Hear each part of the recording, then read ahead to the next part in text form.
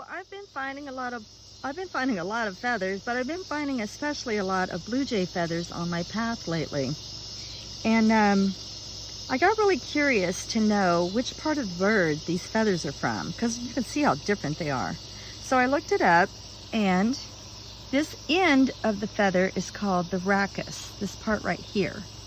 And if that's completely balanced, like in these, see how balanced that looks? That's how you know that that part of the feather came from the tail to help them with flight. But if that part of the rachis is unbalanced, such as in this one, that either came from a wing or one side of the bird or the other. And then the most interesting thing of all is there's no true blue pigment in birds, in nature. There's no true blue pigment. That we see as blue is because of the shape of the top of the feather.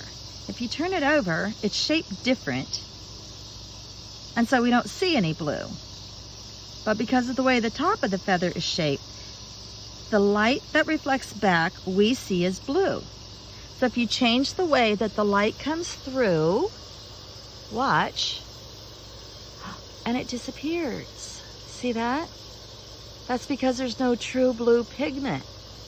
And then if you bring it back down to where the light reflects, we see it as blue. So if there was true blue pigment, we'd see blue no matter which way the light comes through. So you can look that up as a fact for yourself. There's no true blue pigment in birds in nature. We just see it as blue because of the way the feather is shaped on top. See, if you change the way, look at that, it's a trick. Isn't that cool? That is just the coolest thing. And even with this last one, same thing. Watch, and the blue will disappear. If I change the way the light comes through, the blue disappears. See? It's gone. And if I bring it back down to where you would normally see a bird and see that light reflect, it reflects as blue. Now, it's illegal for me to possess songbird feathers. The only feathers you can possess are feathers that from birds that you're allowed to hunt. So like dove feathers, turkey feathers, chickens, you can, keep all those feathers. But migratory birds and birds of prey and songbirds, it's illegal to keep those feathers. So what I'm going to do with these is I'm going to create an outdoor altar, because I've always wanted one, and I feel like I can here. And I'm going to start leaving these feathers on the altar. I feel like they were offered to me as a kind of a message. Blue jays are communication birds.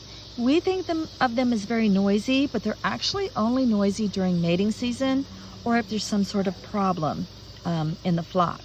Otherwise, they're very quiet because they're very busy. They're a very busy bird. They're very good parents.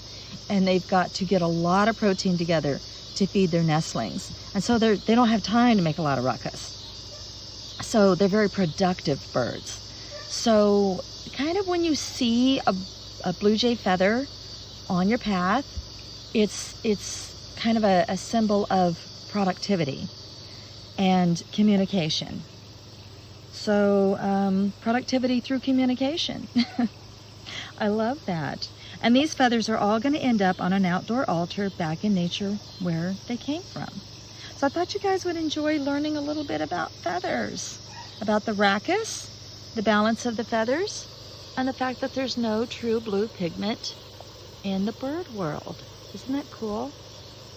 All right, that's a feather lesson for the day.